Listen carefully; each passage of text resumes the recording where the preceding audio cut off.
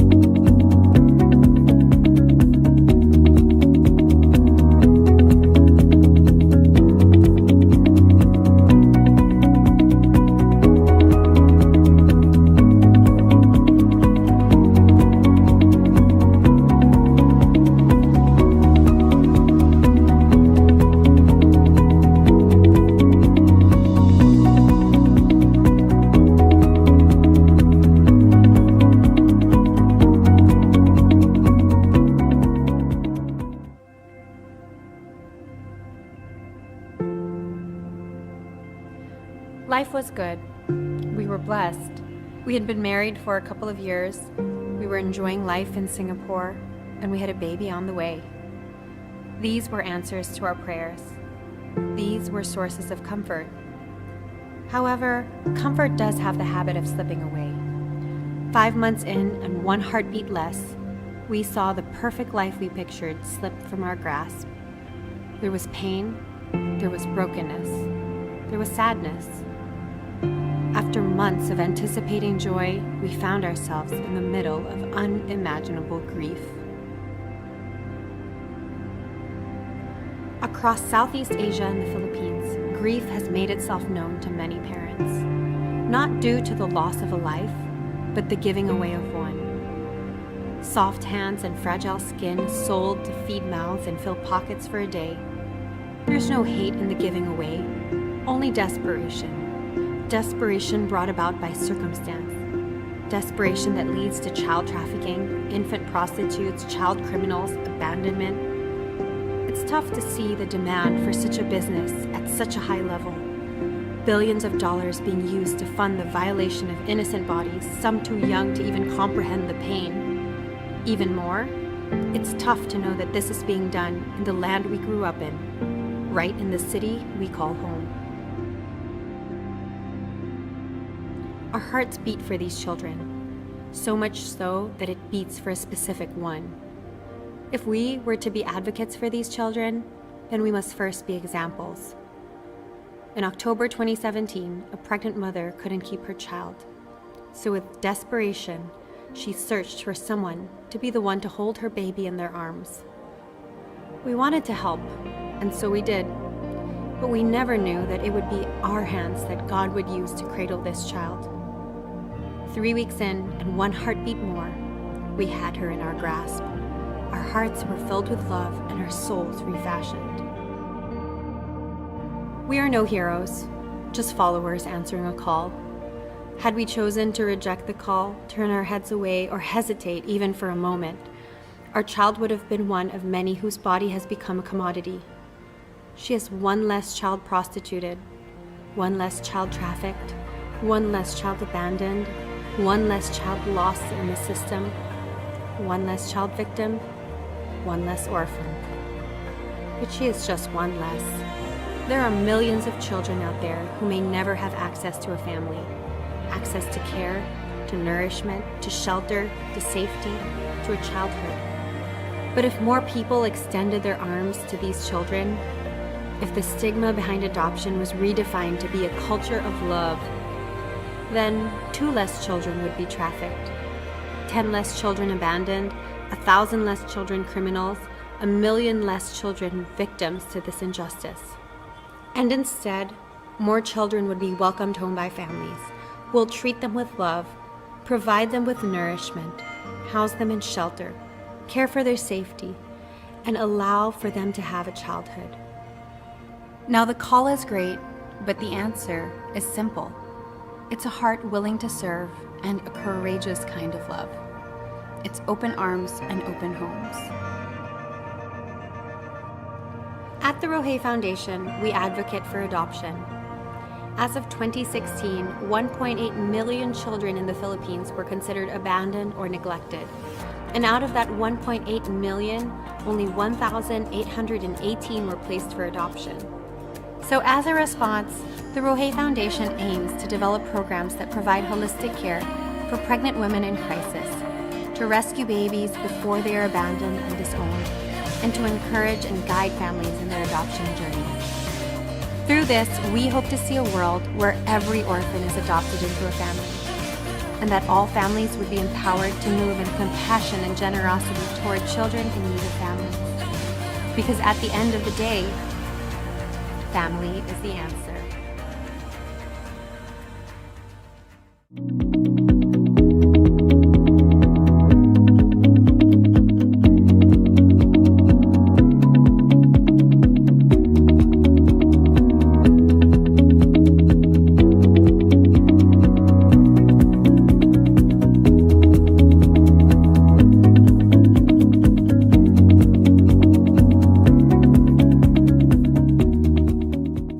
I didn't carry Milana in my womb for 9 months, but in my heart and in my soul, I've carried her way more than 9 months.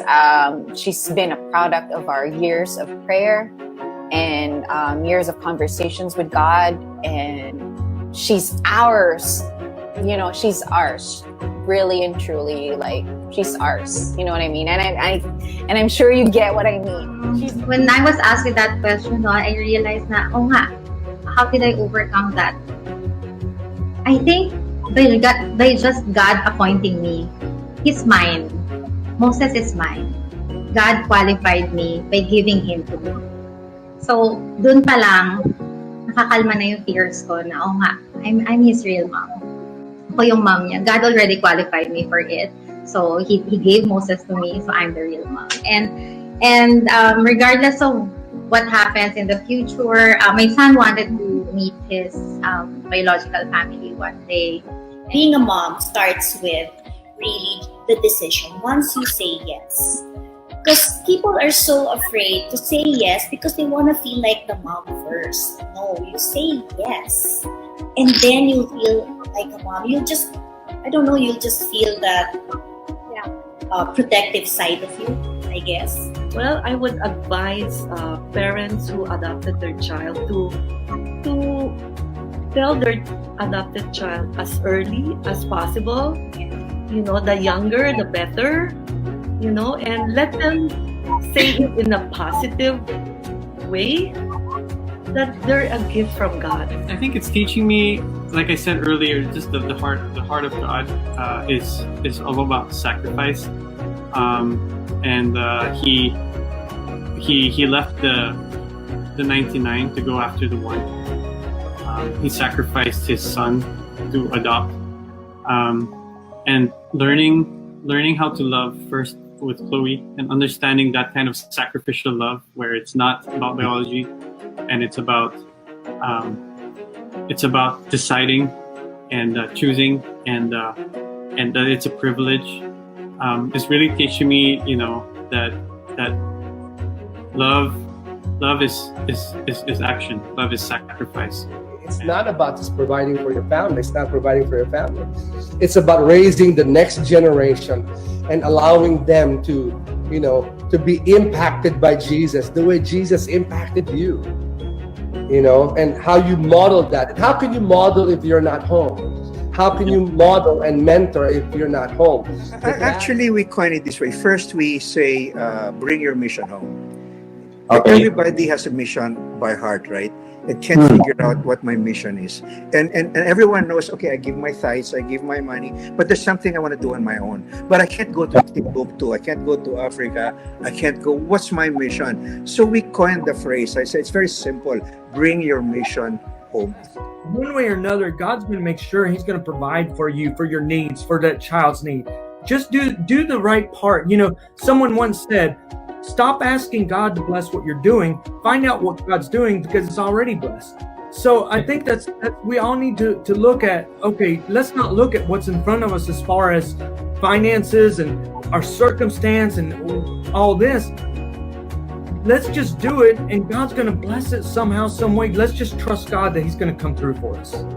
So my advice to all fathers out there, and of course to all parents who be parents, is that just be ready for it, because it's not going to be easy.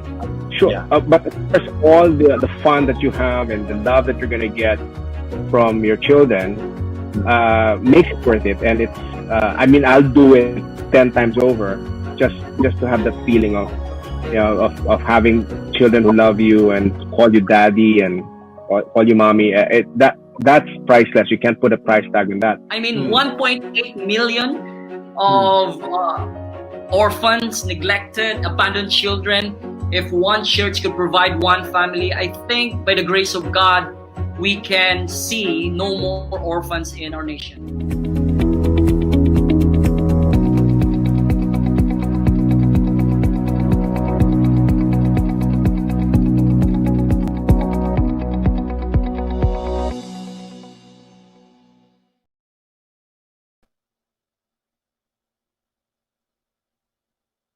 Hello, everybody, and welcome to another live chat with us here at Rohe Foundation. We're so glad that you are able to join us this Tuesday afternoon. Thank you for tuning in. We are very excited to have you. And if it's your first time joining us, what we usually do at the start is just encourage everybody to share the stream and to get the word out that we are now live. Meantime, I'm going to tell you a little bit about Rohe Foundation. If you are meeting us, like I said, for the very first time, my name is Rina Henson. I'm the managing director for Rohe Foundation. And what we do is we advocate for adoption. We believe that adoption is a beautiful thing. It's a wonderful way to build your family. And through that, we run events, both online and pre-pandemic. We had live events as well, and forums that would gather families and help equip them for their adoption journeys. Likewise, we also have a program which is for the purpose of orphan prevention. And that's our Pregnant Women in Crisis program. So if you want more information on that, we call that Tulong Kay Nanay. That's a page on Facebook. And this is designed to reach women who find themselves in a crisis situation. They're pregnant. They're not sure about their capacity or even their willingness to see their pregnancy through. We encourage you to have them connect with us on this Facebook page. And we have support for them, both emotional and financial support for them as well, so that they can go through proper counseling. That in the event that they would like to consider adoption, they would be able to do that legally and safely for both themselves and their baby. So that's our Tulong Kay Nanay program. Do check that out for more information. But also, if you're interested in our online events, like I mentioned, the Family is the Answer is going online soon. We're in the process of producing this for all of you. This was our adoption forum, which provides more information about how to adopt in the Philippines and really the heart behind adoption. It's designed to prepare families to respond to the orphans of the Philippines. And so if you want more information on that, please do reach out to us. In the meantime, our consults are also available. Consults for the month of July, slots have just opened up. We know that our calendar for the last 2 months have been fully booked. Our apologies. I know that it seems there's a lot of interest in adoption, which is wonderful. But new slots are now open. The July calendar is available. If you go to that link that you see, it's going to take you to a platform that will allow you to schedule with us and will give us enough information so that we would know how to help you during our online consult. Also, if you're just joining us for the first time, do check us out on social media. We hope that would give you a better idea of the work that we do, the things that we advocate for, the things that we're passionate about, and give you an idea of how you can be involved and how you could also partner with us in helping bring more families and hopefully fewer orphans. So that's us. Moving on to today's live chat, really excited to have our guest joining us today because she's not just a mother, but she's really an advocate, and she's passionately been advocating for adoption. She's somebody who's quite well known in the adoption space for the last few years because of her story and her heart to also walk alongside other families who are on their adoption journey. So I'm going to introduce you to Rina Siongco today. Rina and her husband, Alvi, are parents to their 2 daughters. Their 2 beautiful daughters. Their eldest daughter is Lucy, who they adopted 11 years ago. And shortly after that, she got pregnant and she had Ari, their biological daughter. They're just a year after. Rina's still working in the telecom industry for almost 30 years now. She loves dabbling with technology, and she likes to run, play badminton, Pilates. Such a fun, full life. Can't wait to talk to her more about that. But she and her husband, they're passionate advocates for adoption. Together with the NORFIL Parents Association, they promote adoption by organizing forums that cover things like adoption telling, the legal process of adoption, and they're also actively involved in adoption groups that are pursuing Congress to pass legislation that will streamline the process of adoption. Isn't that great? So without further ado, let's meet Rina. Hi, Rina. Hello. Hi. Hi. Good afternoon. Thank you so much for joining us. Thank you for having me. Oh, it's our pleasure. It's our absolute pleasure. Thank you so much. And like I mentioned, I'm so curious about all of your hobbies and passions. Are these fueled by the pandemic, or have you always been a passionate runner, badminton player, and active in Pilates? Yes, I actually always have been kind of a very active athlete, but the pandemics just kind of changed the venue. So actually, if you look around me, all my Pilates equipment are in the background. So since there's no studio, I had to buy more equipment and do a lot of it at home. But the rest I can do outside, like running and then badminton whenever our courts are open. So I try to stay active. Great. That's great. Well, that's nice to know. Thanks for sharing a little bit about yourself. And we're all curious to get to know you better, I guess, starting with your family story. We mentioned a little bit about your family of 2 daughters, Lucy and Ari. And I was wondering if you could just start by sharing with us a little bit about how Lucy came to your family, that journey into adoption, and just how it's been in the last decade or so for you guys. So my husband and I got married, I guess, like pretty late in our lives, like late 30s already. So After we got married, we tried right away to get pregnant, but we had a hard time. So for a whole year we were trying, and I think in the end it was really a challenge just because we were older. So we started from fertility workups all the way to IVF. And when even IVF wasn't successful, our next step really was to look into adoption. We were fortunate that we had friends who had adopted, and they recommended to us NORFIL, which is one of the NGOs that processes adoptions in the Philippines. So that brought us to NORFIL. And I think that was like maybe December 2009 when we went to NORFIL, had our orientation and everything. January, we submitted our papers, and in 6 months, we were matched with Lucy. So we adopted Lucy. She was 7 months old. So she was a NORFIL baby. She was actually with a foster family for like 5 months before we adopted her. And a year later, our plan was to adopt again a second child. We were planning maybe a boy, but at that time we were still continuing trying to get pregnant, but then just no workups, just like naturally. But for a year, it was still really not successful. So a year later, when we were planning to adopt again, we miraculously got pregnant with our second daughter, Ari. So now we're blessed with our two girls. And so it's been about 10 years or so of us as parents. And it's been a real exciting journey for us. Yeah, I'm sure. And I want to go back to a few of the things that you mentioned. They're great family photos. So cute. The two girls are so close in age. I'm guessing they must be very, very close to each other. But I wanted to go back to, the adoption of Lucy. And you were telling us that from the time, was it November that you sent in your application or you attended the forum? Yeah. And then it was only several months later. Was it something like 7 months?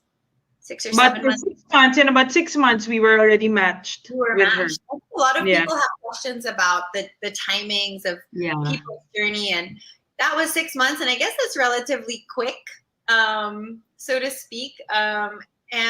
But what was the journey like for you guys in terms of considering adoption? Like, I'm guessing, the weight of trying to conceive naturally first and then eventually opening yourselves up to the idea of adoption. Was that an easy process? Were there questions that you had or things that might have slowed down the process of considering it? Yeah.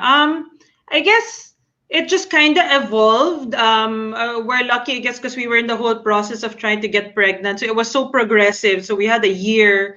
I mean, at the start, when we were just starting, I wouldn't have even thought I was going to do IVF. But as we went along, it just became a journey we kept on building on. And then when we were approaching the IVF option, we had already started thinking, if that doesn't work, what's the next step? Because a lot of couples will try IVF a second time or a third time. But we were already decided that no, we'll just do it once because it's expensive. It takes a lot of time as well. And the next step was really going to be adoption. So I'm fortunate that my husband and I were super in the same track in terms of thinking of this, because we do know some couples where one spouse is not as ready as the other spouse, but we were super aligned in that one. And I guess we were also fortunate that we knew people who had adopted.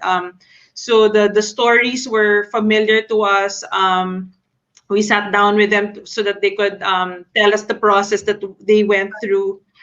So we weren't going into it blindly. We had experiences of other people that really helped us along as well. So and then in my husband's family, he actually has his youngest sister. They had adopted as well. So adoption was something familiar in their family, and in our family it wasn't. So it was a new experience for my side of the family. Okay, and what was it like for the family? So you mentioned your husband said probably used to the idea of adoption already, kind of culturally, and the family culture.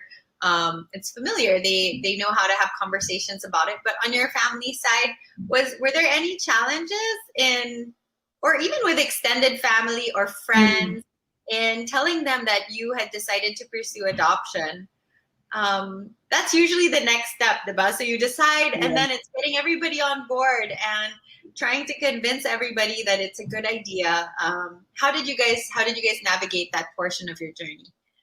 I think like on our side, especially my side of the family, there wasn't much convincing that had to be done because everyone was just so excited to have a grandchild or a niece or a nephew. But I think it was really just educating everyone on the concept and the process because it was so new. In fact, one of the things I remember is I still had a lot of time to prepare for when to speak to our future child about adoption and so forth.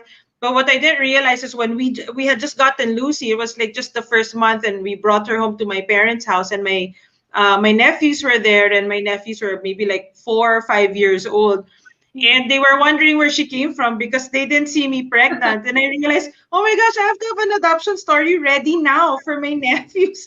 I couldn't wait for like 1 or 2 years, so okay, I had to prepare. So at least I was all practiced already with them by the time Lucy got older.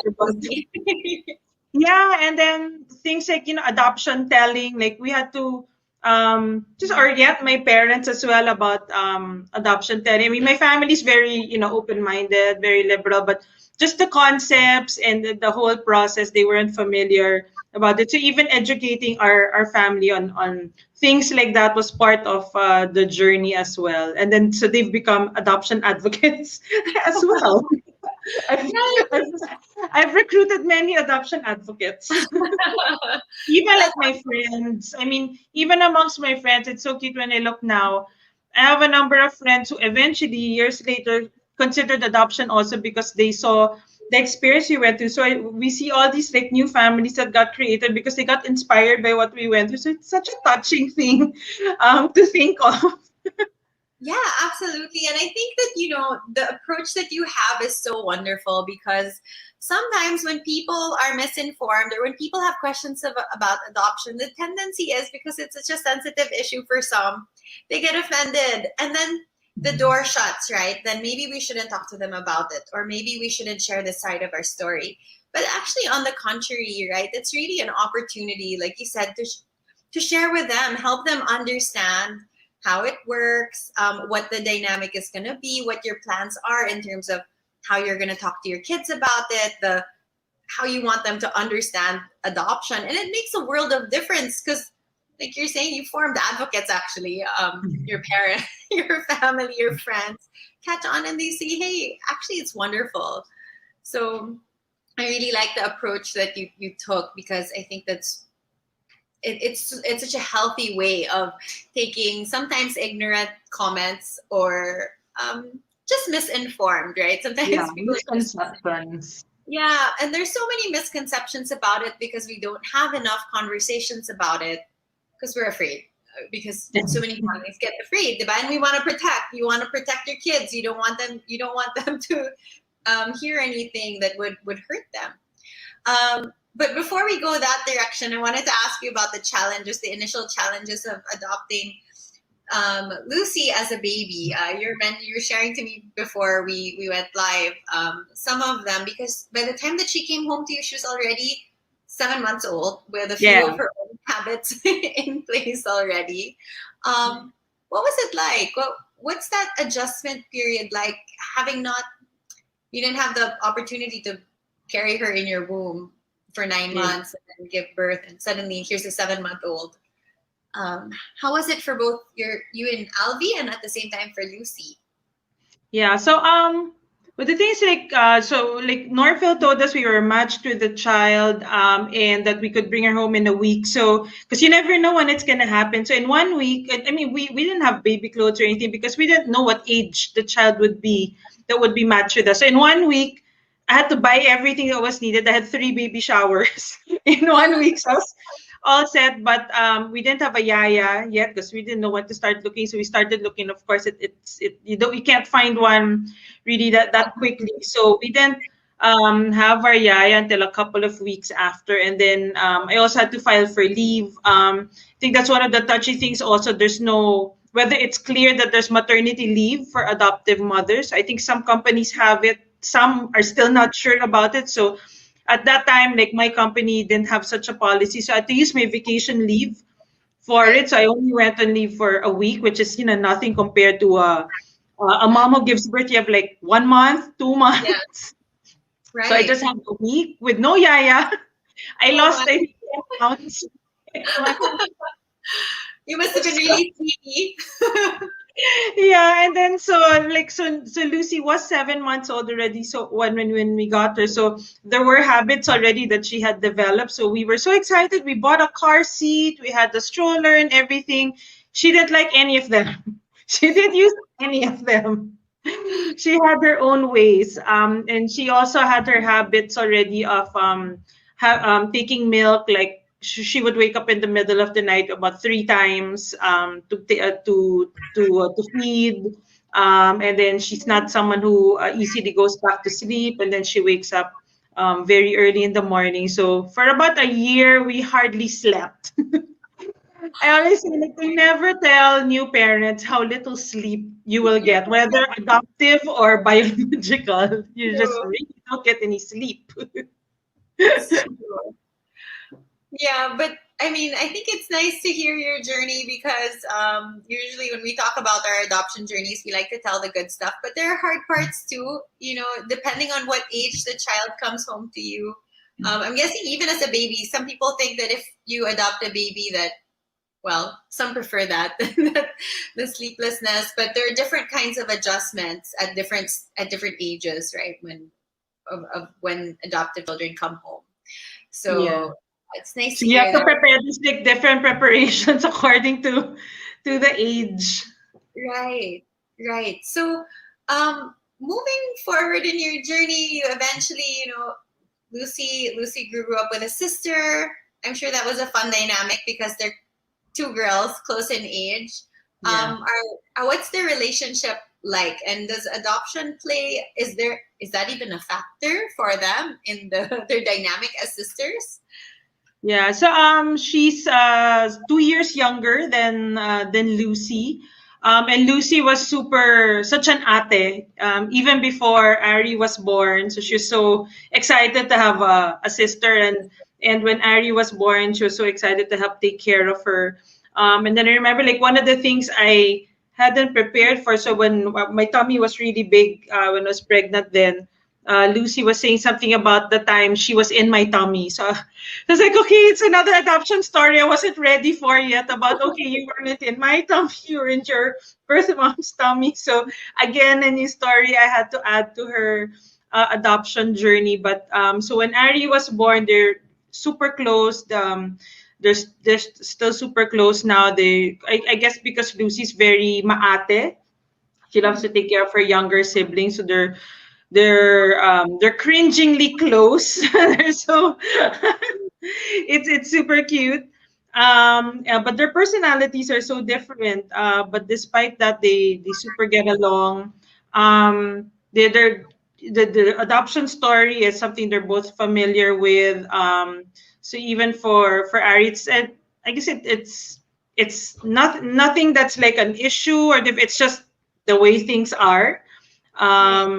So we celebrate Gotcha Day for Lucy. So Gotcha Day is the day that a child is joins her family. So we just had that the other day, and every time we celebrate that, Ari's like, okay, what about me? So She gets a birthday and a Gotcha Day. yeah, like 2 days, and on Gotcha Day we give Lucy like a little gift and stuff. So now on Gotcha Day we give Ari something also, just to be fair. But so all the activities we do to promote adoption, both they're both part of those. We bring them to all the forums that we organize. So they're both familiar with the offices of NORFIL because that's where we do all our forums, our seminars. So they've been going there ever since they were kids, and there used to be the older adopted kids who were their ates who would take care of them there, but now they're the ates already there now. So tell me a little bit about those forums that you do. I know one of them is specifically about adoption telling. Yes. Can you tell us a little bit more about adoption telling, the term, and how does that work? Like in a nutshell. a whole topic. Yeah. So the forums that we do, we try to, well, we do at least two every year. So adoption telling is one. The other one is the legal process of adoption. So they're the two most in-demand topics by adoptive families. So the adoption telling is just really promoting to adoptive families how to be open to your child about their being adopted, and then guiding them on how to do that message, because they could be open to it but they don't know how to do it. So we usually have an expert speaker come speak in the panel. So usually like a child psychologist, an expert in the space to guide on how to do it, and then we invite adoptive parents to share their experiences, and then we also invite adoptive children. Usually they're like in their teen years or adults already, to speak about the experience that they went through as well. And then since there are a number of adoptive families there who attend, so amongst the families they can all exchange stories, just asking each other questions as well. And then even unfortunately, even with the pandemic, like last year, we were still able to do that. And Online, yeah, and because it was in Zoom, we were actually got like double the number of people we usually get to attend, and we even had attendees from Singapore, from Saudi, from like Cagayan de Oro. So it was very productive. Yeah, that's wonderful. It's able to reach more people actually now. Yeah. I'm noticing because of that when you were telling us the story of Lucy, you mentioned that like adoption telling, you had several stories. There were stories at different junctions in her life.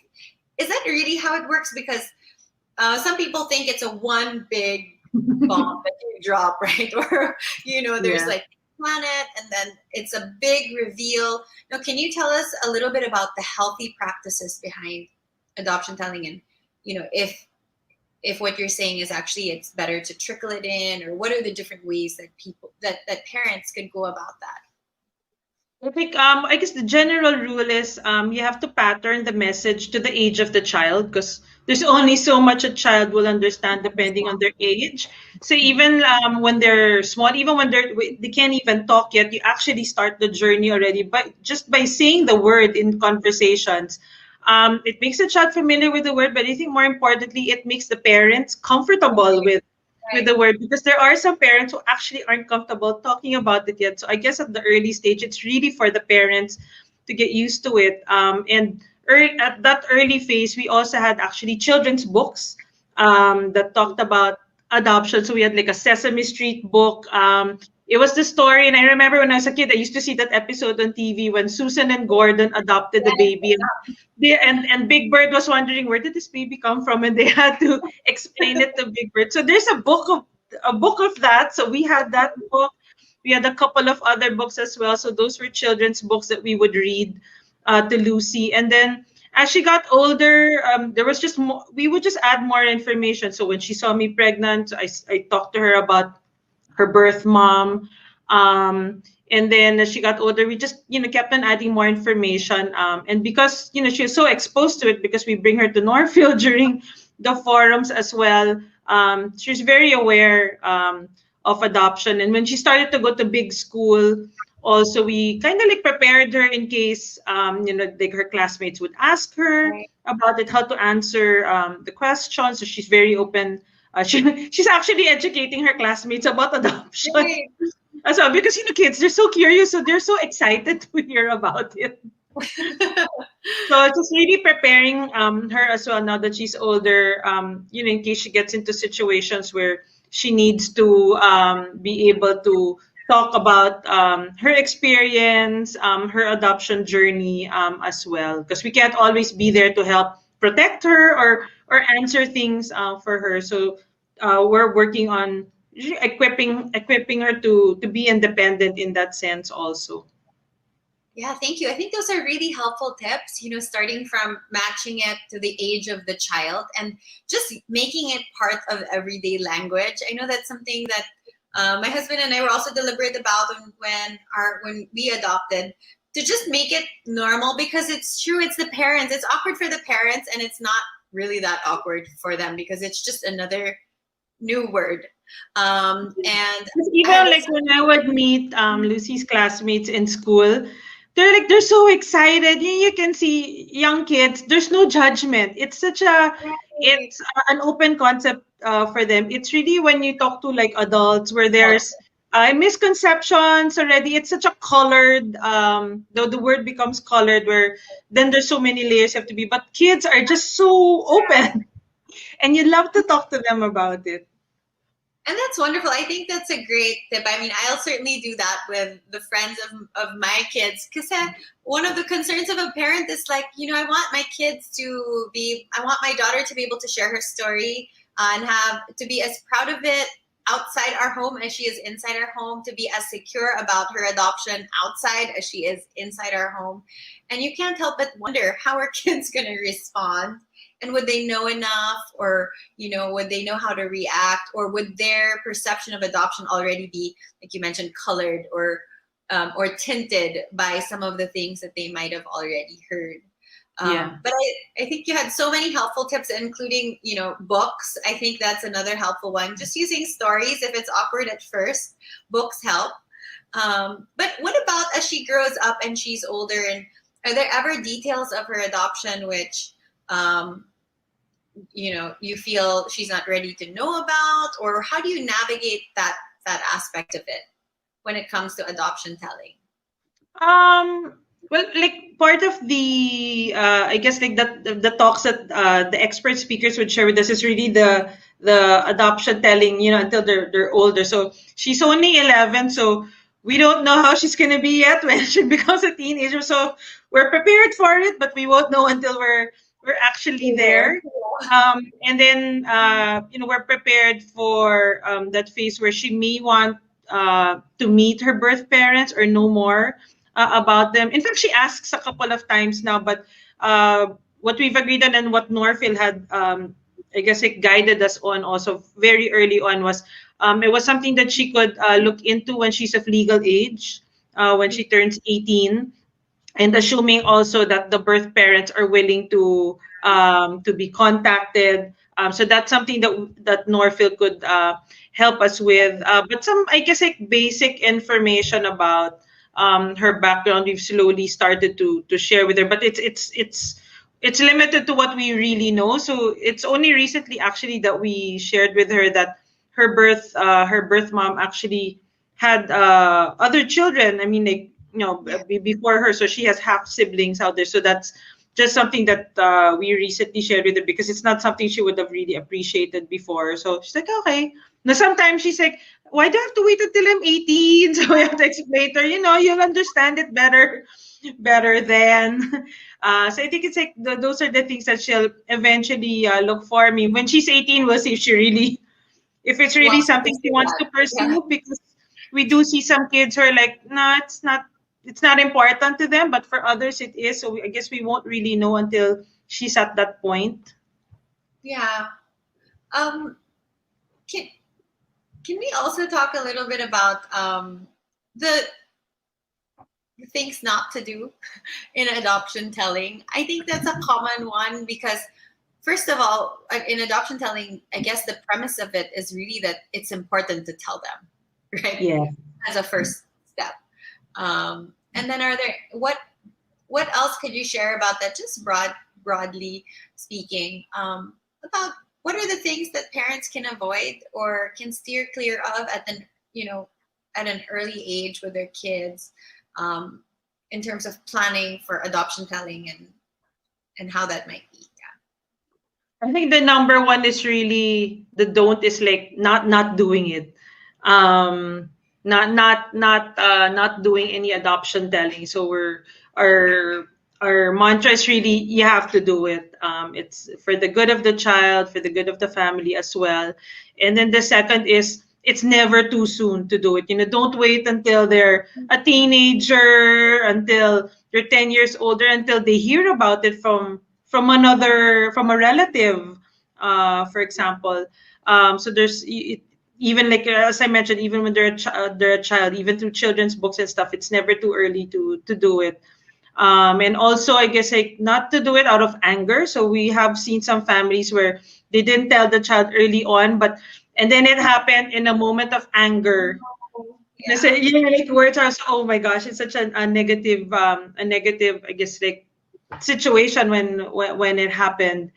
And there are a couple of other things, like, there's one I remember the expert sharing with us, where when you talk about the biological family, you don't frame it in such a way that, oh, like you're the saviors of the child because the biological family is, like, either financially challenged or whatever.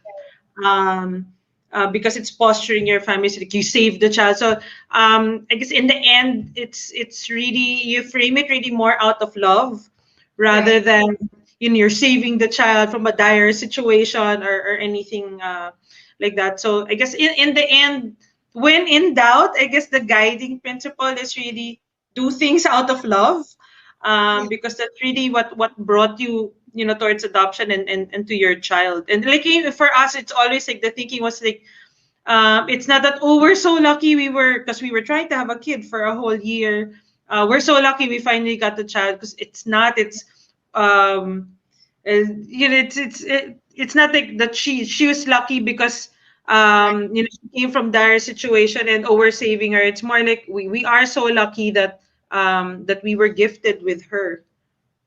Yeah, that's really nice, and I love what you said about doing it out of love. Like, when in doubt, move in love, and the intention is to tell your child as an act of love, do not hide anything from them or keep anything hidden. Because when something is hidden, it gives them the idea that there's something wrong. Why did we hide it, right? If it's as beautiful as you say it is, why did you hide it from me? And it can become something that can be very painful for our children to face, knowing that something was hidden for them, especially for a long amount of time. And so, yeah, thank you for doing that. Thank you for just encouraging everyone to have those conversations, and maybe we'll keep everyone posted as well for the next adoption telling seminar that NORFIL does. So we'll keep everybody in the loop. Yes. When the next one I comes think we'll around. do it probably around August. Yeah. Okay, it's not too far from now. So yes, to look forward to for everyone who wants more information on or wants to understand more on adoption telling.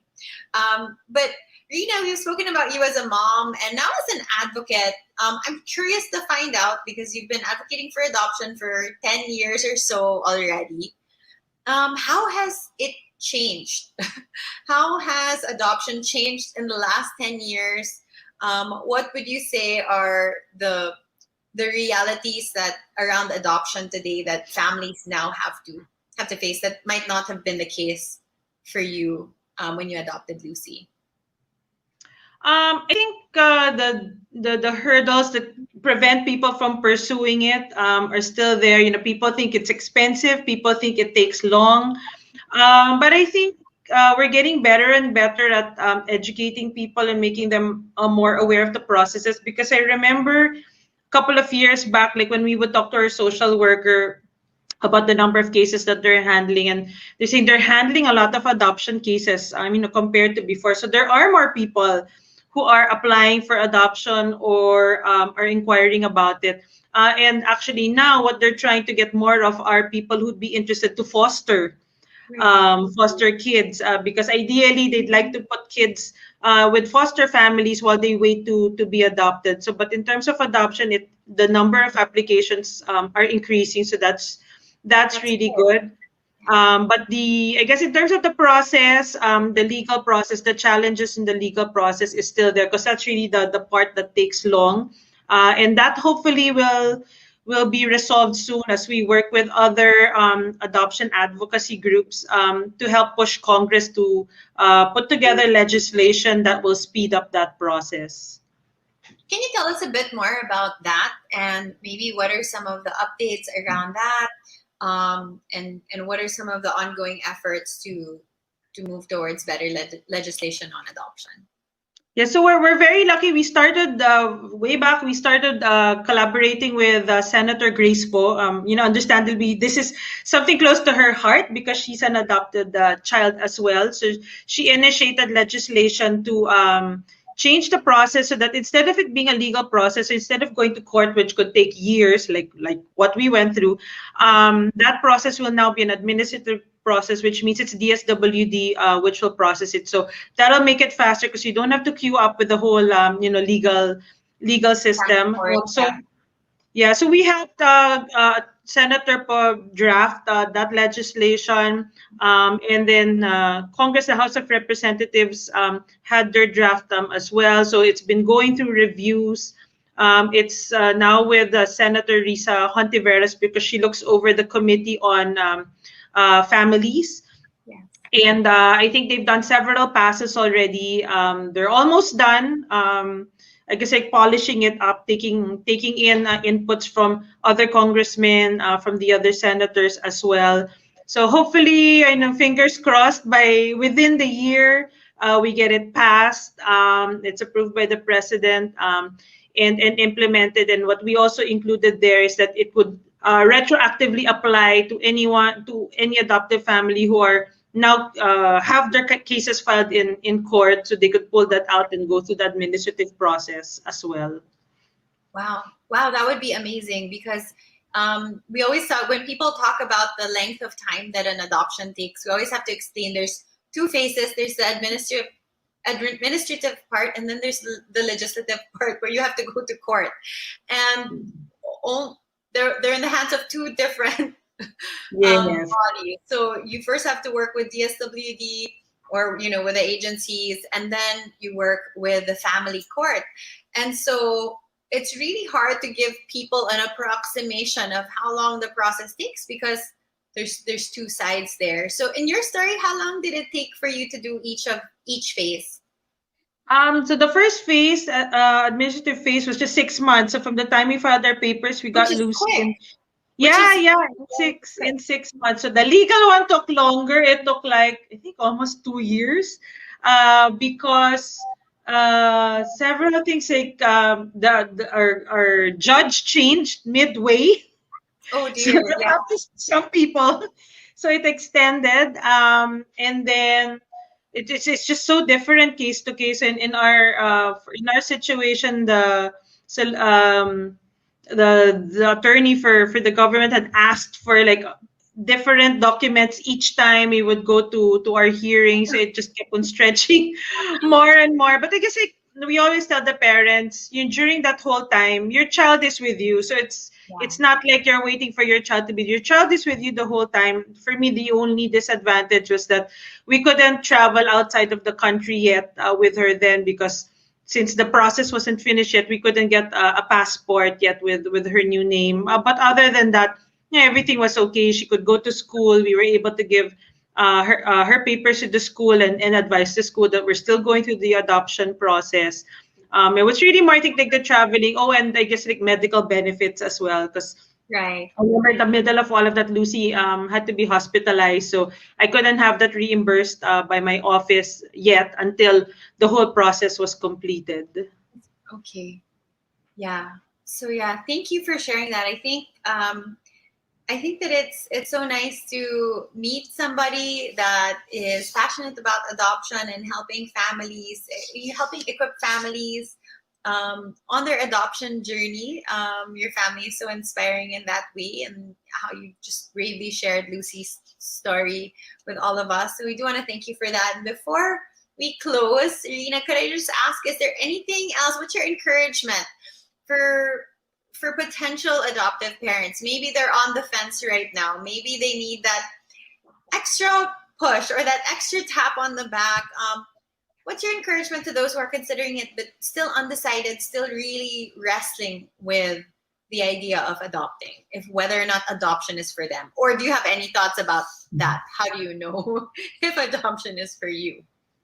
Yeah, I think like if anyone's still like unsure, I mean, what helped us was reaching out to people or groups or agencies that can help answer the question. So don't be afraid to ask the questions and go out and ask them. There's so many, I mean, compared to before, I think there's so many resources now where you can help get those questions answered. Like Rohe Foundation is one. We didn't know of Rohe when we were starting this journey. There's so much resources there. There's the NORFIL Adoptive Parents, which is the group that we're part of.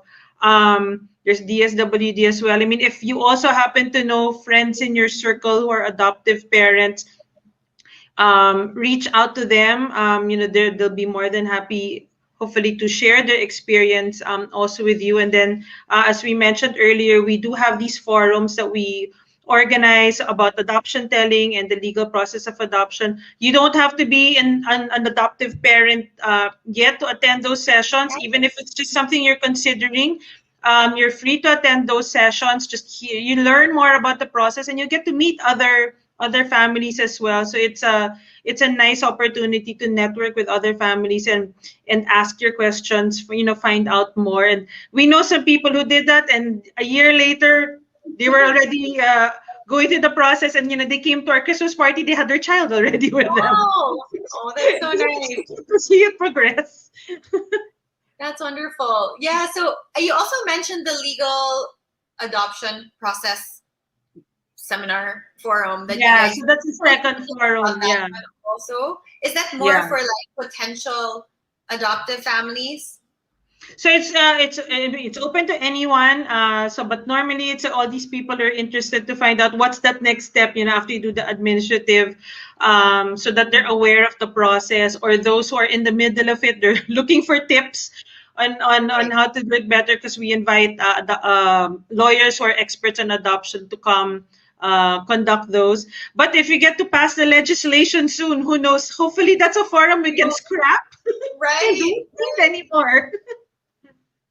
That's right. Well, that's amazing. Thank you for all the work that you do, Rina, for families and around adoption and creating just a world and a community that knows how to celebrate adoption. Thank you. On behalf of even me and my family, I think it's thanks to moms like you who are bold enough and brave enough to talk about it in your circles, with your kids, with their friends, with their teachers, that really creates this community. So thank you so much, and thank you for your time this afternoon. It's such a privilege to be able to talk to you. Thank you. Thank you so much. Thank you. Thank you. Thank you as well. All right. Thank you so much to Rina Siongco for joining us this afternoon. Hope you learned a lot. I certainly did. But as we close today, I did want to encourage everybody to also share your adoption story with us. If you were listening in and you know somebody with a great adoption story, or you yourself have a great adoption story, we would love to hear it. Maybe have you on one of our live chats, or maybe feature your story on our website. I think it's all part of creating this community that celebrates adoption, and helping people understand really the beauty of it. So reach out to us. You can go to our website, that was rohefoundation.org/connect, and you can message us there and just click on share my story, and that'll notify us to get in touch with you. So please do that. Also, like I mentioned, our consults, the July calendar has just opened up. Encourage you that if you hope to get a slot in July, to do that quickly. They do fill up pretty fast. So we'll be posting that on social media this week as well. And Family's the Answer. If you want more information, that's coming up very, very soon. This is a forum designed to equip families who are considering adoption for themselves, to help share the heart behind it, the beauty behind it, as well as the process, and maybe hear from a panel also that could offer some helpful tips to get you through that adoption journey. So that's it for today. Thank you again for joining us on another live chat here with Rohe Foundation. Hope to see you again soon. Bye.